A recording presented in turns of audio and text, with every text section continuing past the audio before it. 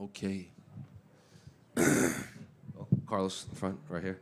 Well, congratulations on your last win. I guess how's life been since that big knockout loss? Because now you're here as a guest fighter. You got both Ankalaev and Pereira saying that you're probably next. So, just how's life?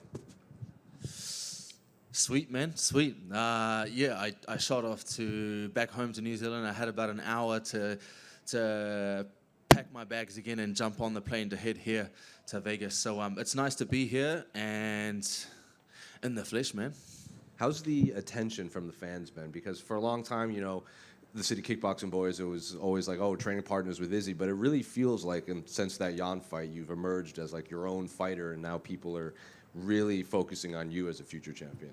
Yeah, that's what it is. And I'm not too much of a trash talker, but now we're here.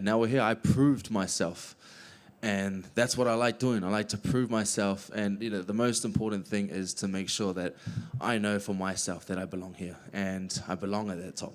And obviously there's another light heavyweight fight that they also believe that they're fighting for the number one contender. But I guess how good does it feel and to hear, like we said earlier, like both Ankalaev and Pereira are saying you're the one they want to fight next. They want these fresh matchups. They know, because they know what it is. They know who deserves the spot, and I definitely know that I'm next on the spot, and I've earned my due, and you know what? But I'm not even going to call for it anymore.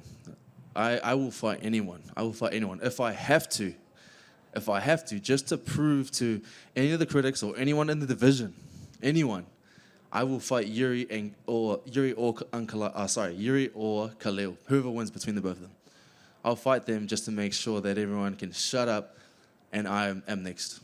You also have this, like, I saw an interview where you said, you would prefer to fight Ankalaev over Alex just because it seems like Ankalaev presents more puzzles and seems almost unbeatable. So I guess why Ankalaev as opposed to, maybe quote unquote the bigger name in Alex? I feel like he's dangerous. I feel like he's a more well-versed fighter. He's all-around fighter, and I think he'd be the guy to beat. And if you want to be the man, you got to beat the man. And right now, he's the man. So that's the guy that I want to beat. And if he can get this done over Pereira tonight, and I get in there and I beat Ankalaev, then that just means I'm the man. I know I'm the man right now. I don't even have a title.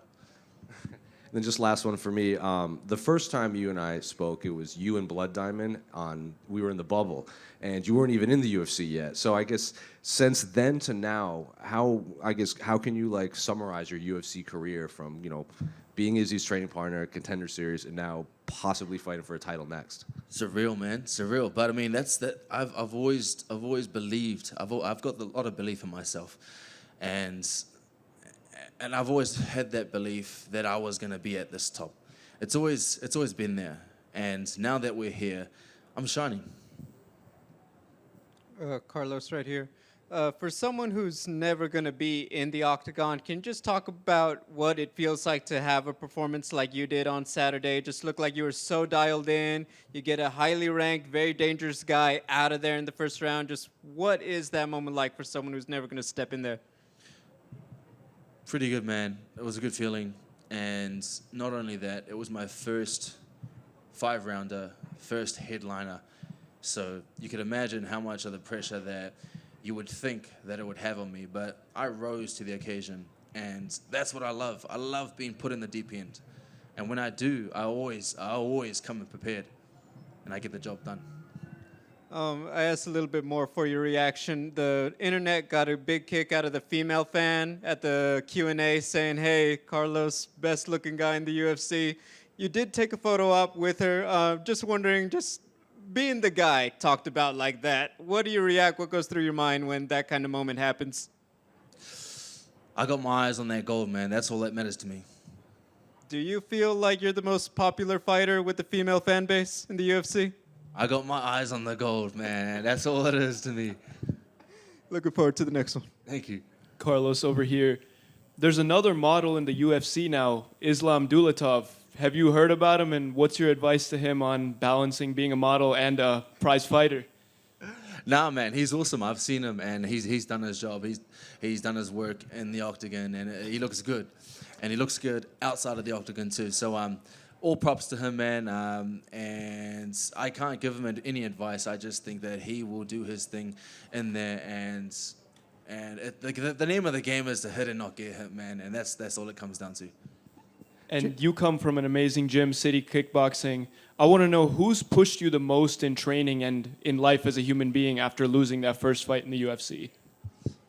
Man, I've always had inspiration for Mark Hunt. He's a big inspiration for me. He's the one that got me into the UFC, or he's motivated me to believe that I could be the next guy. I followed him years and years ago. He took me around the world, not even me, but the Tougher Brothers, Bam Bam Tuivasa, and we all made it into the UFC. We all did because of Mark Hunt. So I give my props to him. And then at CKB, we all level up, and I think we all keep each other sharp. So there's a lot of us in the UFC right now, and you can see that there's so many guys coming up and about to enter the UFC right now. So it's massive right now in New Zealand and Australia. Carlos, do you ever find it uncomfortable that actually it's mostly us men in the media who bring up how beautiful you are? I do, bro. I do. Cheers, guys.